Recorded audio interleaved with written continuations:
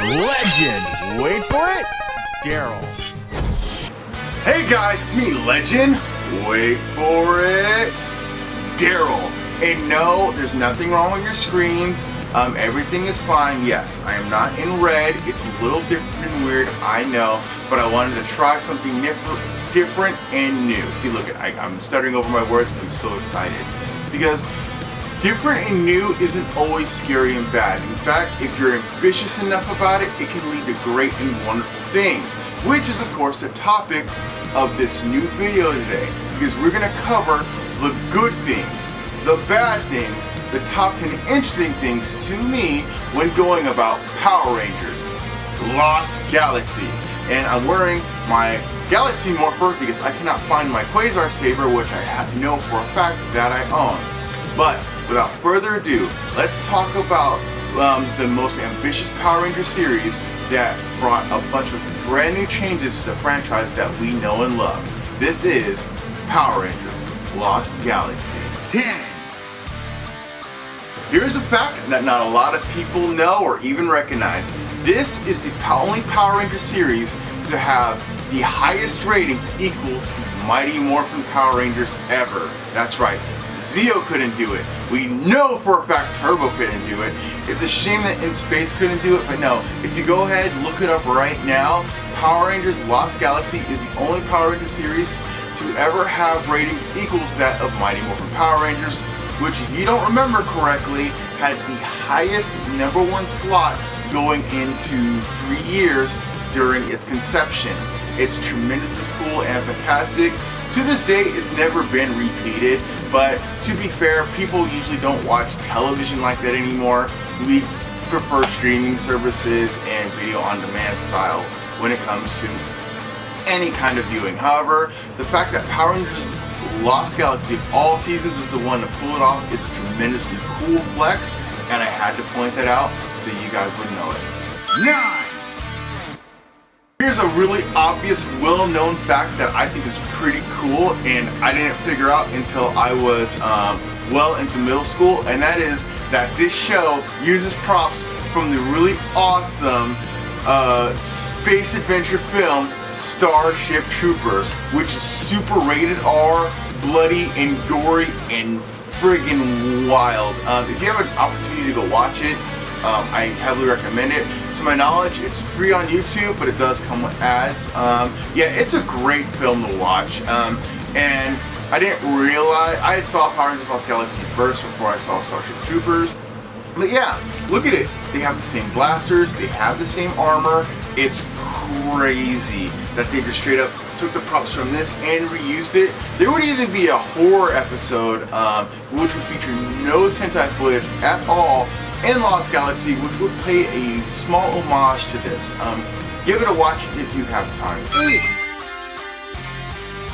So another kind of unfortunate fact when talking about and going into Power Rangers Lost Galaxy, this is going to be the final season to feature an Alpha Series robot as a full-fledged character or a series regular going forward. Yeah, that's right. Alpha was always in Power Rangers from Mighty Morphin all the way to Lost Galaxy. An Alpha Series robot would have a cameo in Forever Red on the Astro Mega Ship Mark II, and of course, Alpha would come back in Power Rangers Operation Overdrive and Once a Ranger, Always Ranger, and that would be Alpha's final televised canonical appearance going forward. Unless he shows up in the 30th anniversary show, this would be the final time that we would see an Alpha robot in every episode of Power Rangers. 7. And do you guys remember those brand new ambitious routes that I told you this series would take going forward? Well, this is the only Power Rangers season to date to not be featured on Earth. Yes, Earth had a minor appearance in the very first episode. That was just to get them off that planet into the space colony Terraventure, where they would find a new home. All the action and stories would of course take place on different planets, in space, even in Lost Galaxy. I thank you. It's the only Power Rangers season to do this, while other shows like SPD would have them go to different planets on occasion. The main story for Lost Galaxy took place not on Earth. and I thought it was really cool and ambitious. It wouldn't be until Lightspeed Rescue that it would be an entirely Earth-based season yet once again. So I just kind of wanted to mention and bring it up because I don't think a lot of people realize or notice it. So y'all ready to feel old? Because this is something that I don't think a lot of people notice or realize or kind of want to look at because we don't want to feel old. But this, of course, would be the final Power Rangers season to take place in the 90s. Yep, in the 90s. Because going forward, Power Rangers Lightspeed Rescue would go from 90s into the 2000s, and then it's nothing but getting older from there. Lost Galaxy is the only season to have this distinction, and I wanted to mention it simply because I didn't realize how old I was until I saw and found out that tidbit and interesting fact. But yeah, Lost Power Rangers series take place in the 90s. Let's stop bringing attention to it now, yeah? 5. So another interesting fact, I don't know if you guys watch all my videos, but in the Zeo episode of Top 10 Interesting Things You May Not Know, I had mentioned, of course, that Power Rangers Zeo had the distinction of running up to 50 episodes. It was the highest number for any standalone Power Rangers season ever. And Power Rangers Lost Galaxy would be the final series to have the highest amount of 45 episodes. After that, it just goes down, and Power Rangers begins to have less and less episodes. And I get it, it's because the cost of production for Power Rangers was just so high at the time. It's not a bad thing, especially because I think one of the reasons why was because we were trying to similarly match the amount of episodes that our Sentai counterparts would have. It wouldn't hurt the show in the long run because Lost Galaxy told such a great story, and as long as the story is great, more doesn't always equal better. But yes, Power Rangers Lost Galaxy is the final season to have 45 episodes, and it would only go out lower from there. That's not a bad fact, it's just an interesting one, guys. 4.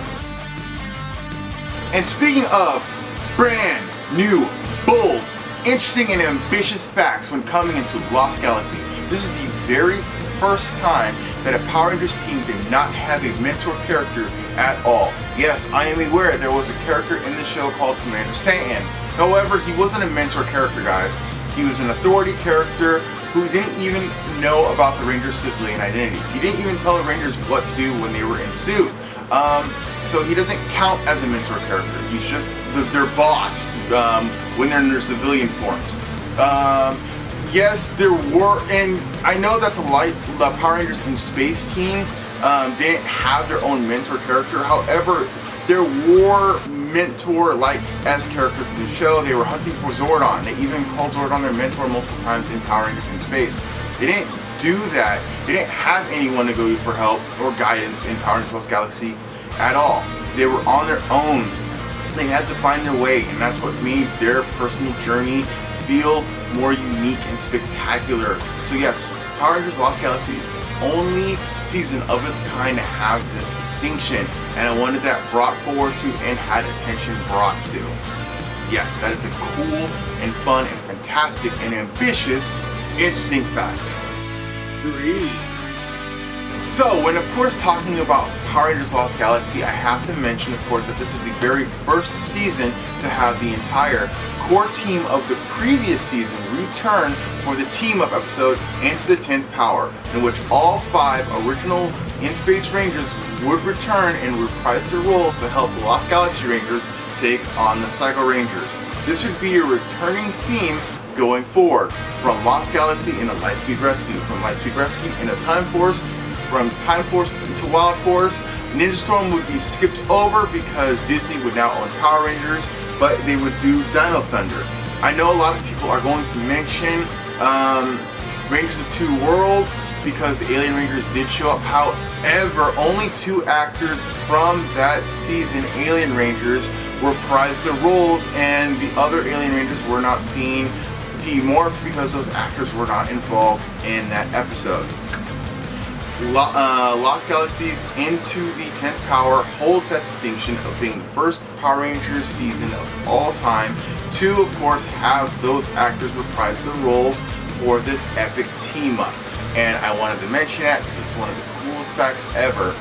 Also, it's the very first Power Rangers team-up of its source. This is like a little cute little bonus fact. To not use any Sentai footage at all. Lightspeed Rescue would not have that distinction. Also, this is the very first team-up in which two Zords from different seasons would show up and team up to face off against the villains. And that's pretty much all I have to say regarding the team-up fact. 2. And of course, after mentioning the team of the In-Space Rangers, if there's one thing that I love doing, it's taking any excuse I can to bring up the In-Space Rangers, because Power Rangers in Space was one of my top favorite Power Ranger seasons of all time. And of course, I do need to bring up that Patricia Jolly, who played Cassie Chan, the pink In-Space Ranger, and of course, at one point, the pink Turbo Ranger, was set to take over the role as the pink Lost Galaxy Ranger from Kendricks.